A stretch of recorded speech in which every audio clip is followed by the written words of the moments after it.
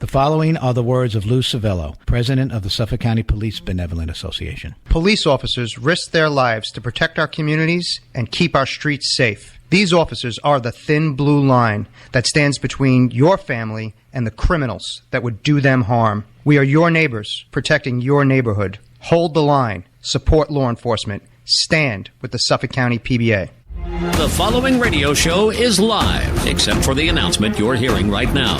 Welcome back to Your Island Live with your host, Tom Schiliro, on 103.9 LI News Radio.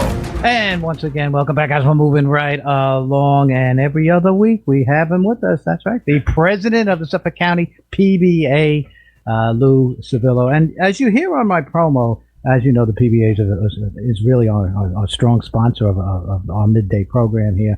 It's great to have them there. And you know what I urge people to do is go up on that website that we say all the time, the www.suffolkcountypba.org. Go on that website. There's so many things. There's so many articles there, and it's been revamped over the years, and it's really now user-friendly.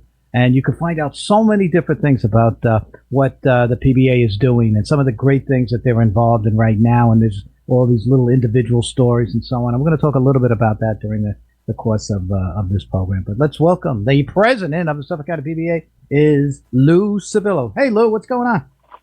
Hey, Tom, how are you? Let me say it is an honor and a privilege to sponsor the show. You do so much for Long Island. You are a fearless defender of our police officers. So thank you for everything you do.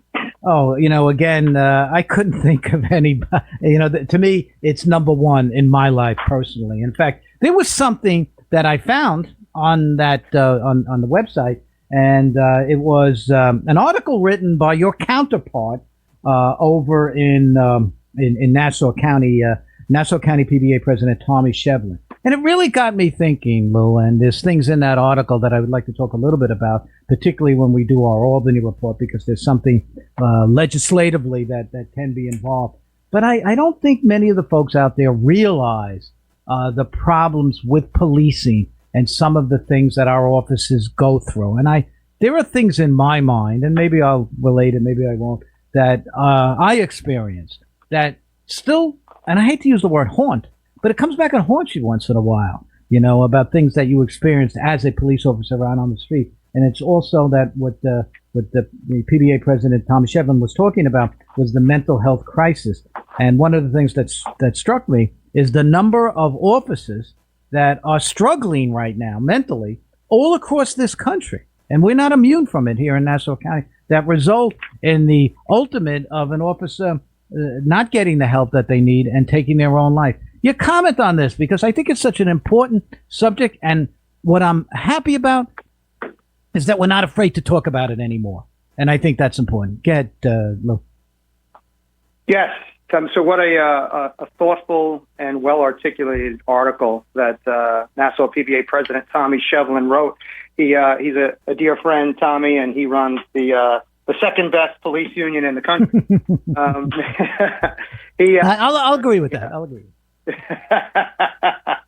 We go back and forth quite a bit about that. But Tommy is an excellent union leader, and mental health is really his passion. It's something that he has done just a ton of work on. He is a certified mental health counselor over in Nassau County, something that we're trying to get done here in Suffolk County to offer more resources to our officers as far as their mental health. And it's something that we currently do not do enough for. Tommy just lost one of his officers just in the last few weeks to suicide. So it has brought, again, this crisis to the forefront of our minds. As you know, Tom, last year we lost 2 Suffolk County police officers to suicide. Yeah. And in addition, there were 2 other law enforcement members, Suffolk County law enforcement members outside of the police department who also took their own lives. So it's been a terrible scourge on law enforcement, because this job, the damage, the mental damage you get from this job is cumulative.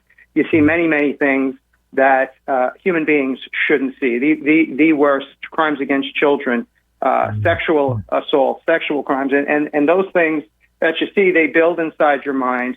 And if you're not proactively getting help and treatment and finding ways to deal with it, you can't turn to alcohol. You need some sort of outlet. And, currently we just don't have the infrastructure in place to adequately help our officers deal with some of these things that they see, and it's something that we really need to do more work on. And so much of our agencies have to step up. I'm reading a paragraph from that, and he's so right. He goes, the trauma that police officers face, it isn't theoretical.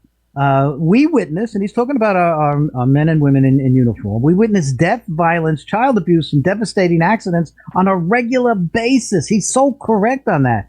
And we are trained to handle the chaos, but we are not immune to the emotional destruction it wreaks. You know, I thought of an incident that I was called to a medical assist. I was the first one there, and there was a woman. She was lying there. She was in full cardiac arrest. I was the only one there other than her husband.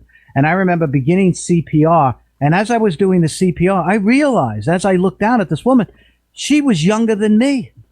And I said, oh, my God. I mean, this is... And to this day, I'm still talking about this. You know, Lou, this must have happened about 12 years ago, and it's very vivid in my memory. And then I think about the officers that go through all of what we read about, all of what you've seen, all of what you have seen, and so on. You were NYPD, Suffolk County, and so on. That I don't remember anybody that I could have called. After that incident was a midnight shift. The next day, the only thing that I could have done, or I did do, is I called my CPR instructor over at the academy. And I said, did I do the right thing? Because it was still bothering me of what took place. But there was no counseling because you wouldn't even think of that in those days. Has that gone away, Lou? No, Tommy. I mean, we've attempted to put more resources in place, but I agree with you. You know, we rely heavily on each other because the job resources just aren't there to the extent that they should be. We have a peer team where you can call another police officer who had similar experiences and sort of rely on them. I have so many, Tom, but as you, where I look back and I can vividly remember the individuals' faces. I mean, Radio Shack murder when I first got on the job, where I was the first one on the scene to a robbery where the clerk. This was a person who had struggled in his own life. He had disabilities, but was out there working. They robbed this Radio Shack. And because he tripped the alarm and they saw him do it, they turned around and shot him. And I remember getting to that scene and just thinking, I was minutes away when this occurred. Wow. I remembered if I had just been a little quicker, I might have gotten to him in time to prevent that. And he died on the floor in front of me. Something still sticks in my mind. And I think every single police officer doesn't have one story like this, Tom. They have dozens over and over that will come back to you from time to time. And I will tell you, I know it's a priority for County Executive Romaine. I know it's something close to his heart that he wants to do. It's something that we need state assistance on. Now, Tommy Shevlin in that article also talks about a bill that's out there currently that would enable us to do better as far as mental health counseling and certifying our officers and having some protection. Because right now there is no protection, Tom. So if I'm one of these peer counselors, if I'm the person that you call at 2, 3 in the morning and say, Lou, did I do the right thing when I was given CPR, I can be compelled by the job to give whatever confidential information that you're giving me to turn it over to them. And then they turn around and say, hey, mate, Tom's having a tough time with this.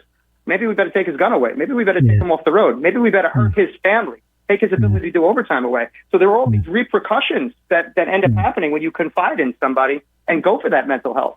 So it's wrong. We need help. We need this bill to pass that Tommy talks about in that article. And we need partners at the local and state level to start really doing something about this crisis.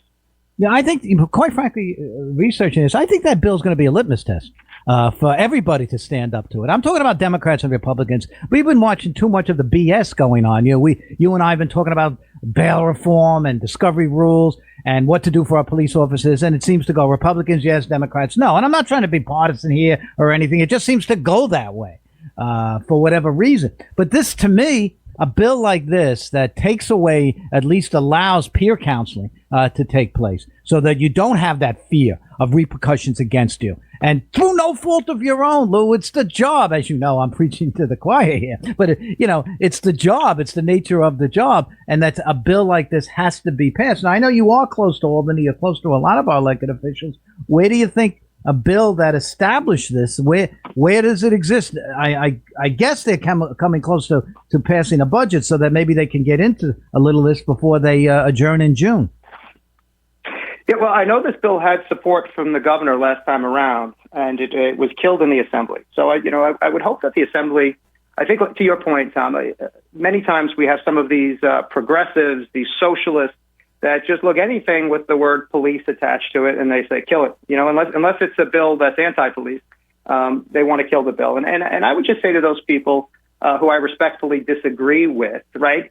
It's in their self-interest. So even if you believe the nonsense, even if you believe that cops are out there and we're targeting people and we're all racist and all this absolute these falsehoods that they spread, if you believe your own nonsense and you think that police should be de-escalating, does the person that you want to de-escalate, do you think they're more likely to de-escalate when they're in a position of mental health crisis, right? Is that police officer that's coming to that scene that you want to do all these complex things and make decisions in split seconds, and you want them to, in the most dangerous of circumstances, not use force, but to instead find a way to magically de-escalate? Well, do you want that person in the middle of their own mental health crisis? So even if you're the most liberal, socialist, progressive, it's in your own self-interest, right? Your own professed self-interest to pass this bill. So I would challenge those people that if they even believe what they're saying, that they should want this bill passed more than anybody. They should want those police officers to be in a perfect mental health state or as close to a perfect mental health state as possible before they go out on that road, and they should want to give them the tools to do that. You know what? I'm surprised, and I am getting some text messages while you're speaking, that people, the average person listening right now, and the people that your department serves, and the good work of the PBA, I think the average community person, as I'm getting some feedback to this, doesn't realize this. And then it's so important that you and I right now today are talking about this. It is something that has to be put out there. Yes, they know officers do a great job, but it's hard for a person on the outside to realize that you just don't go home at night and everything gets shut down. And like you just related an incident that I'm sure occurred many, many years ago. It's still in your mind. Why do we know that? You're still talking about it. It's still there. And when you told the story about that incident of going to a robbery and seeing somebody shot and die in front of you, you can clearly see that still. And the average person listening right now they can't relate. And through no fault of anybody, you can't relate to that. And how do you then get to know it is through us talking about this, through other avenues and other venues talking about it, so that we can start to move in the right direction. To me, I've always felt that if you choose to be law enforcement, you are responding to a calling that's inside of you and to help people. And many new recruits say that I'm here because I want to help people. And guess what? You really get a great opportunity when you're out there to help people. And it's a nice feeling that you get. But there are these other things that happen quite a bit. So I'm glad we're having this opportunity to talk about this, because I think it needs to be done. But I want to see this bill passed. And what do you urge? Just people give a call. Because what I'll do is I'll research it on Thursday when we do our Albany report, with Senator Murray and Assemblyman Doug Smith and Assemblyman Jody Giglio. They are regulars with us. They're up in Albany now. I did speak to them this morning. Not about this, but I will as we go on. What do you urge people to do? Because it's hard for people to relate unless they can see it the way we're saying it. Yeah, I would say, Tom, first, certainly share that post on social media. If you go to our social media, you're going to see that article written by the Nassau County PBA president. We shared it across our platform. So I would encourage people to share it on their own social media and send it around to their family and friends. And then contact your electeds. I think Senator Skoufis has it on the Senate side, and I think Griffin has it on the Assembly side. So just contact your Assembly person, contact your senator, ask them to support this bill. I think, to your point, it is difficult for the average person to relate to what a police officer goes through. But I would say, think to any really stressful time in your life. Think to a time that you might have been the target of a road rage. Think to a time that you might have gotten into an altercation with, a supervisor. And think about how many times when you go to bed, that situation may play over and over in your head. And you think about, what did I do? How could I have done it differently? Well, for a police officer, that just doesn't happen once in a while. That happens almost on a daily basis, where you have this traumatic event happen, an event where you're in some sort of confrontation with another human being. So those things play again and again. Those things that you see, those deaths that you experience, you don't see in an average person's life. You're not seeing death all the time, right? Yeah, but for a police officer, it's something that we see all the time. And I would say that's as close you can get to approximate what a police officer experiences, but experiences on a regular basis. So, it really is critical. It's something we need the public's help on. I know your listeners are incredibly engaged and incredibly supportive of our law enforcement officers. So I would encourage them, please contact your elected representatives and ask them to support this bill. Yeah, exactly. And we will. And again, we're going to bring it up on our Thursday Albany report. What I did want to put out there is something new, the podcast called On Patrol. Been able to catch it a little bit, and it's done well, extremely well, very professional. I want to put it out there so that people could tune in, because again, it hits right to the heart and soul of law enforcement, local law enforcement. That's what I love about it. Give us a little preview or telling us what's happening and how did this all come about? The podcast On Patrol. This is an attempt, Tom, for us to engage with Suffolk County residents. So this is an in-depth look at your police officers, the people who keep you safe. We have two of our police officers, C.J. Hutter, who is the treasurer of the PBA, and Tanner Brandamarche, one of our sergeant-at-arms. They're our hosts. They interviewed me for the initial episode, and we talk about all sorts of topics that affect Suffolk County. They affect law enforcement. Our second episode was none other than our great police commissioner, Kevin Catalina, giving you an in-depth view of Suffolk County Police. And I'll tell you, he actually broke untold news. He talked about that murder, that body that was down in Blue Point, and said on the podcast that it was gang-related. So that was unreleased information that the commissioner chose to release on our podcast. Yeah. So if you're a Suffolk County resident, these things matter to you very, very much. I would ask you to check out the podcast. We're going to have all sorts of great guests as we move forward. It's the way people get information now, Tom. They get it through venues like yours on the show. They get it through podcasts. So people more and more are tuning out from the nightly news because they know they're being lied to in many circumstances. And here's an opportunity where they can see what's going on the ground in their own communities. Is the venue, you can just go on SuffolkCountyPBA.org and be able to find on what channel or where we'd be able to get it? Yes. So we're on various platforms, all of which are posted on the website. We're on Spotify. We are on YouTube. We are on Facebook. We are on X. So choose your favorite platform and listen to us on the platform of your choice. Right. Yeah, again, very important. And also, I did see on that website, I'm promoting the website, folks. You got to go to that website. And there was the picture of Officer Brendan Gallagher. I think you guys had an event for him. How is he doing? Because, again, he had some tough injuries there. Again, all protecting the people of Suffolk County. I mean, where is he at in terms of his rehabilitation? So he is, all things considered, Tom, he is recovering remarkably well. He still has some difficulty walking. He's not fully mobile. But considering how devastating his injuries were and how close he came to losing his life, just incredibly blessed and incredibly grateful that his recovery is coming along as it is. He walks with a cane, but is able to walk. So he is back at home. He is being nursed back to health. And I know he is incredibly grateful to everyone in Suffolk County that supported him and donated to that fundraiser we did. We raised over $150,000, which just blows my mind. The generosity of the people here in Suffolk County, which went directly to Brendan to help him and his family through this difficult time. That his iconic mustache, I love. It's been all over the place. It's kind of went viral and caught fire. There are people wearing T-shirts with the mustache, people doing social media posts with fake mustache. So it's just really was incredible to see just how supportive everyone was. So thank you for asking, Tom. He is on the road to recovery. Just a couple of minutes left. I couldn't help. I think it was, I can't remember, it was like 2 weeks ago. You had the three new recruits that were out there. I think they're all three assigned to the 7th precinct. And they did something that many police officers do. They delivered a baby on the side of Sunrise Highway there or something like that. Pretty incredible stuff. One of the three was a brand new recruit. The other two had a little bit of time on. But delivered a baby. Is that not incredible? Does that not show you just how incredibly, that these police officers not only have that police training, but that medical training, how incredibly important that is.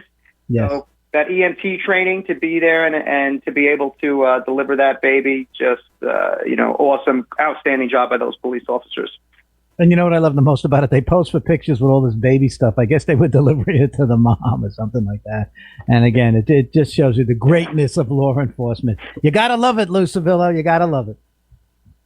Oh, absolutely love it. Our guys are out there doing a great job, from saving lives, delivering babies, We had another instance in the 3rd precinct, Tom, just last week where someone came in with a gun and tried to commit suicide by cop, going back to mental health. And those police officers wrestled that individual to the ground and got the gun away. So there were no lives lost in that instance. So that's the sort of work that our police officers are doing. Those are the sort of things you only hear about here on your show and our podcast. That's it. Wonderful. Once again, Lou Civello, president of Suffolk County PBA, with us every other week. Lou, thank you very much. Be safe, my friend, and I'll talk to you in a couple of weeks. Thank you, Tom.